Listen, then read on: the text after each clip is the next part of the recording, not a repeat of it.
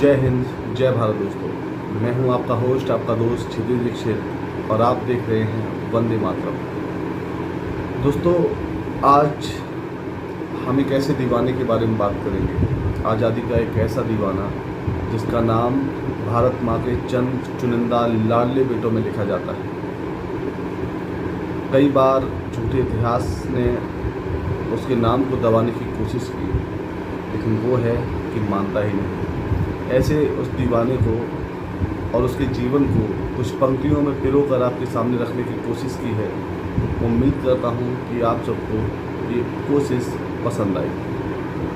शुरू करता हूँ कि आओ सुनाऊँ एक कहानी उस अद्भुत बलिदान की। आओ सुनाऊँ एक कहानी उस अद्भुत बलिदान की, कभी मौत से भी न हारा उस अतुलित अभिमान की। आओ सुनाऊँ एक कहानी उस अद्भुत बलिदान की, कभी मौत से भी न हारा उस अतुलित बलिदान की। डरा नहीं जो अड़ा रहा, बन प्रहद हिमालय खड़ा रहा, उस भारत माँ के लाल की, उस भारत स्वाभिमान की। कि अंग्रेजों के उस शासन में कोई बोल ना सकता था।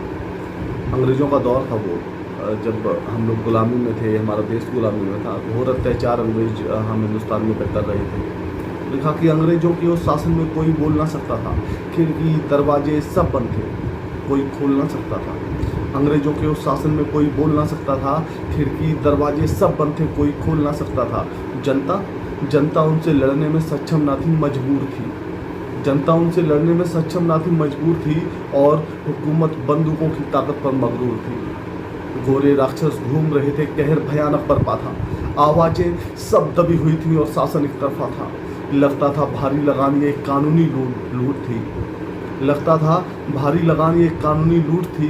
द्रौपदियों के चीरहरण की सब बुरों को छूट थी। जनता ऐसे जीवन को ही अपना भाग्य जानती थी। जनता ऐसे जीवन को ही अपना भाग्य जानती थी। नहीं आएगा कृष्ण कोई, हर एक द्रौपदी मानती थी। जब पूरा देश गुलामी में था, घोर अंधेरा छाया था। जब पूरा देश गुलामी में था, घोर अंधेरा छाया था, तब मध्य क्षेत्र सूरज चुपके चुपके उगने आया था। 5 साल का एक बालक था, 5 साल का एक बालक था जो अंदर से जलता था। भारत माता की पीड़ा पर उसका रक्त उबलता था। गोरों के प्रति क्रोध अग्नि भड़की थी उसके सीने में। नहीं उसे जीवन दिखता था यूं मर कर जीने में। रोज वो कुछ ऐसा करता, गोरे भौचक्के हो जाते। जब पता पिता को चलता, वो भी हक्के बक्के हो जाते।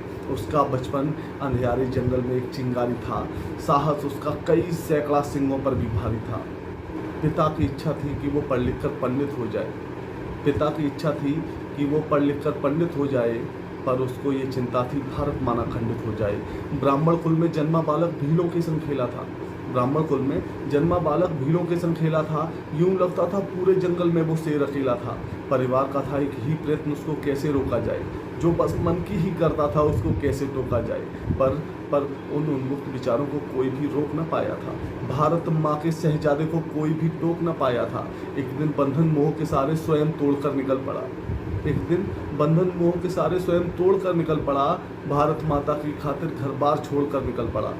पहुंचा वो काशी प्रदेश जाकर संस्कृत का ज्ञान लिया। पहुंचा वो काशी प्रदेश जाकर संस्कृत का ज्ञान लिया। एक आंदोलन में भाग लिया, अपने पथ को पहचान लिया। उस आंदोलन में अंग्रेजों ने पकड़ लिया उस बालक को।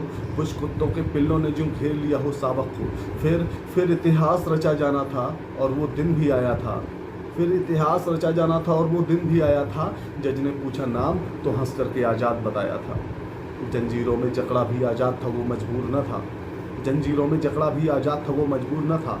पर अंग्रेजी शासन को इतना साहस मंजूर न था। 15 कोड़ों की सज़ा मिली, हंस करके कहा सहूँगा मैं। 15 कोड़ों की सज़ा मिली, बालक ने कहा सहूँगा मैं, लेकिन अब भी आज़ाद हूँ मैं, हरदम आज़ाद रहूँगा मैं। उस 15 वर्षीय बालक ने अद्भुत आयाम बनाया था। उस 15 वर्षीय बालक ने अद्भुत आयाम बनाया था। हर एक कोड़े की चोट पे उसने वंदे मातरम गाया था। उस 15 वर्षीय बालक ने अद्भुत आयाम बनाया था। हर कोड़े की चोट पे उसने वंदे मातरम गाया था। उसके साहस ने कई दिलों में आग लगा दी थी। उसके साहस ने कई दिलों में आग लगा दी थी। नवयुवकों में आज़ादी की चिंगारी भड़का दी थी। धीरे धीरे कालचक्र ने करवट ली, वो बड़ा हुआ। धीरे धीरे कालचक्र ने करवट ली, वो बड़ा हुआ। उसके पीछे उन्मुक्त जवानी का एक रेला खड़ा हुआ। धीरे धीरे कालचक्र ने करवट ली वो बड़ा हुआ, उसके पीछे उन्मुक्त जवानी का एक रेला खड़ा हुआ। आज़ादी की खातिर रोज मृत्यु से खेल रहा था वो, अनगिन कष्ट हृदय में अपने हंसकर झेल रहा था वो। भारत की खौलती जवानी उसको गुरु मानती थी, उसकी पिस्टल की हर गोली अपना लक्ष्य जानती थी। अंग्रेजों को वो यम का साक्षात बुलावा लगता था, वेश बदलने में माहिर था, एक छलावा लगता था। भारत माँ के उस सपूत की जब त्योरी चढ़ जाती थी, अंग्रेजों के चेहरों की सारी रंगत उड़ जाती थी।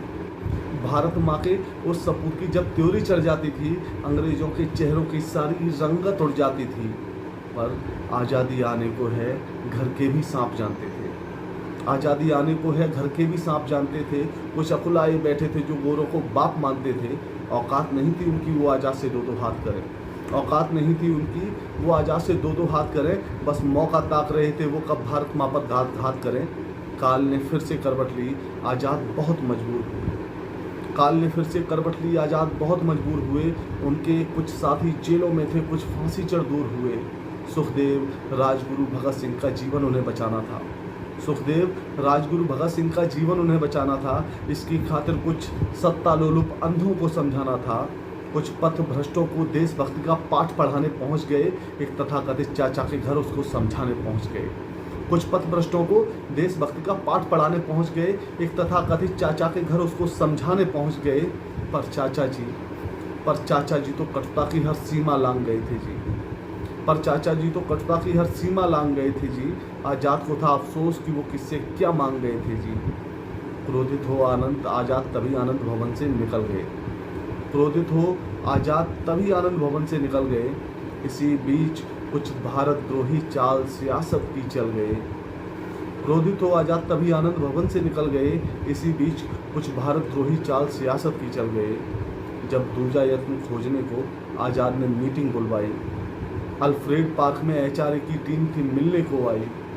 जब दूजा यत्न खोजने को आज़ाद ने मीटिंग बुलवाई, अल्फ्रेड पार्क में एचआरए की टीम थी मिलने को आई। तब काले अंग्रेजों ने गोरों तक ये बात पहुंचाई थी और अचानक पार्क में अंग्रेजों की टोली आई थी। तब काले अंग्रेजों ने गोरों तक की बात पहुंचाई थी और अचानक पार्क में अंग्रेजों की टोली आई थी। ये सारा खेल सियासी जयचंदों के हाथों चला गया और भारत माता का सपूत कुत्तों के हाथों चला गया। पर जल्दी ही वह समझ गया है अंग्रेजों ने घेर लिया, पर जल्दी ही वह समझ गया है अंग्रेजों ने घेर लिया। पिस्तौल थाम ली हाथों में, मिट्टी को माथे फेर लिया, भगा दिए सारे साथी। मोर्चे पर शेर अकेला था, उस एक से लड़ता अंग्रेजों की बंदूकों का मेला था। क्या मजाल थी गोरे ने भी कदम बढ़ाया हो, क्या मजाल थी एक गोरे ने भी कदम बढ़ाया हो। उनको यूं लगता था जैसे काल जमी पर आया हो। अंग्रेजों की हर गोली का उत्तर दिया करारा था, शब्दों की हरकत पर करके वार शत्रु को मारा था। पर हाय विधाता तुमने ये कैसी तकदीर रची थी जी, पर हाय विधाता तुमने ये कैसी तकदीर रची थी जी। पिस्तौल में अब आज़ाद की केवल गोली एक बची थी जी, पिस्तौल में अब आज़ाद की केवल गोली एक बची थी जी। था याद उसे प्रण अपना की हरदम आज़ाद रहेगा वो, था याद उसे प्रण अपना की हरदम आज़ाद रहेगा वो। उसको यकीन था मिट्टी में अपनी आबाद रहेगा वो। वंदे मातरम कहकर पिस्टल को कनपटी लगाया था, वंदे मातरम कहकर पिस्टल को कनपटी लगाया था। भारत माता की जय कहकर पिस्टल का ट्रिगर दबाया था। मरणोपरांत जब बाबर ने खोली आज़ाद की मुट्ठी थी, मरणोपरांत जब बाबर ने खोली आज़ाद की मुट्ठी थी, उस वीर बांकुरे के हाथों में भारत माँ की मिट्टी थी, उस वीर बांकुरे के हाथों में भारत माँ की मिट्टी थी। आज़ाद सदा आबाद रहो, आज़ाद सदा आबाद रहो, हम तुम्हें भुला ना पाएंगे। आज़ाद सदा आबाद रहो, हम तुम्हें भुला ना पाएंगे। माना कि तुम्हारे देश प्रेम का कर्ज चुका ना पाएंगे, लेकिन विश्वास रखो कि हम ये चलन नहीं रुकने देंगे। हम मर जाएंगे, भारत माँ का शीश नहीं झुकने देंगे। हम मर जाएंगे, भारत माँ का शीश नहीं झुकने देंगे। जय हिंद, वंदे मातरम। मित्रों, अगर आपको आज़ाद पे लिखी मेरी कविता, मेरी रचना पसंद आई हो तो प्लीज़ चैनल को सब्सक्राइब करना और वीडियो को लाइक करना और शेयर करना मत भूलिएगा। इससे हमें प्रेरणा मिलती है, हम आगे भी इसी तरह की वीडियोज़ आपके सामने लाते रहेंगे। जय हिंद।